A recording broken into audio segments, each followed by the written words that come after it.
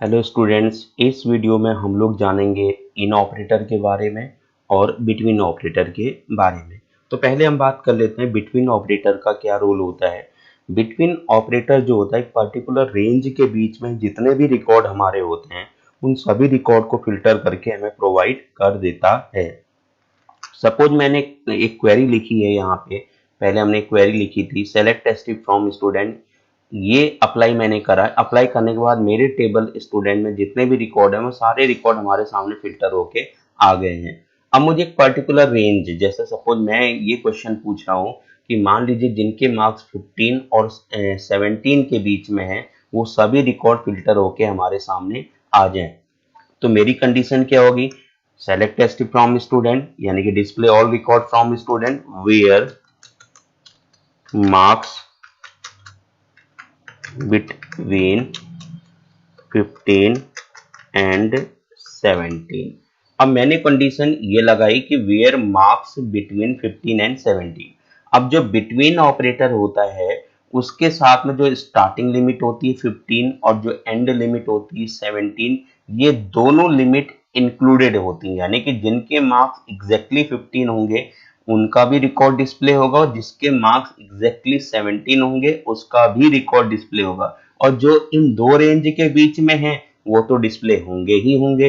तो फिलहाल जैसे मैं यहाँ कंडीशन लगाया सेलेक्ट टेस्ट फ्रॉम स्टूडेंट, इसका मतलब क्या हुआ, सेलेक्ट मीन डिस्प्ले, फिर asterisk means all fields record from मने से स्टूडेंट टेबल से सारे फील्ड के रिकॉर्ड डिस्प्ले करें।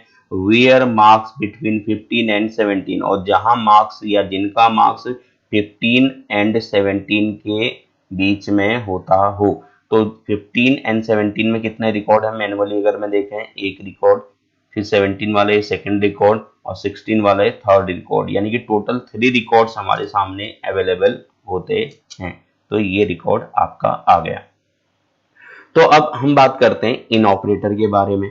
तो बिटवीन ऑपरेटर क्या था, बिटवीन तो ये था कि भाई पर्टिकुलर रेंज में जो जो रिकॉर्ड होंगे वो आ जाएंगे। अभी हम इन ऑपरेटर का यूज करते हैं।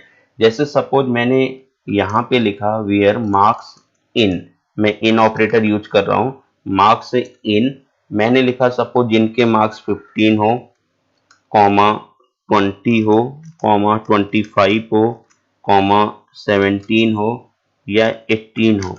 तो इनमें क्या होता है, इनका जो सबसे मेन फायदा ये है कि भाई जिनके मार्क्स इनमें से कोई भी हों, यानी कि इनमें से इन एक तरीके से मल्टीपल और स्टेटमेंट होता है। तो मल्टीपल और में क्या होता है कि जो जो अवेलेबल हो उनके रिकॉर्ड दिखा दीजिए और जो अवेलेबल ना हो उनके रिकॉर्ड को आप स्किप कर दीजिए, यानी कि उनको इग्नोर कर दीजिए। जैसे जिन उन स्टूडेंट का रिकॉर्ड हमें स्टूडेंट टेबल से डिस्प्ले करने हैं जिनके मार्क्स या तो 15 हो, या तो 20 हो, या तो 25 हो, या तो 17 हो, या तो 18 हो, यानी कि इनमें से अगर कोई भी रिकॉर्ड हमारे पास अवेलेबल हो जिनके मार्क्स इनमें से कोई भी हो तो उनके रिकॉर्ड डिस्प्ले करना है। तो यहाँ पे एक तरीके से मल्टीपल और है, यानी कि एक अंदाजा लगाया जा रहा है कि अगर 20 है तो उसका भी दिखा दीजिए, 18 है तो उसका भी दिखा दीजिए, 17 है तो उसका भी दिखा दीजिए। तो जैसे देखिए मैं एंटर बटन पुश करूं तो दो ही रिकॉर्ड यहाँ पे पॉसिबल थे, 15 एंड 17, वो रिकॉर्ड हमारे सामने अवेलेबल हो गया है।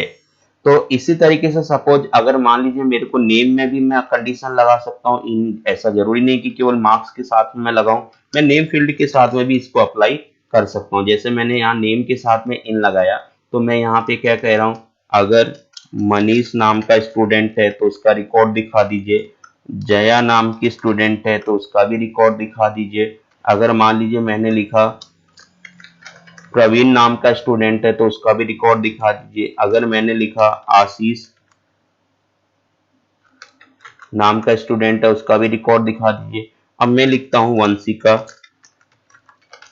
नाम की स्टूडेंट है तो इनका भी रिकॉर्ड दिखा दीजिए। तो इनका मतलब क्या है, इनमें से अगर जिन जिन के रिकॉर्ड अवेलेबल है उनका रिकॉर्ड हमें डिस्प्ले कर दीजिए और जिनके रिकॉर्ड अवेलेबल नहीं है उनको इग्नोर कर दीजिए। तो एंटर बटन पुश करेंगे तो इनमें से केवल वंशिका नाम की स्टूडेंट थी तो उसका रिकॉर्ड हमारे सामने आ गया। बाकी महेश नाम का कोई रिकॉर्ड नहीं था, जया का नहीं था, प्रवीण नहीं था, आशीष नहीं था, तो वो सारे रिकॉर्ड हमारे सामने स्किप हो गए, यानी कि उनका स्किप हो गया। जो जो अवेलेबल है वो यहाँ पे डिस्प्ले हो जाते हैं।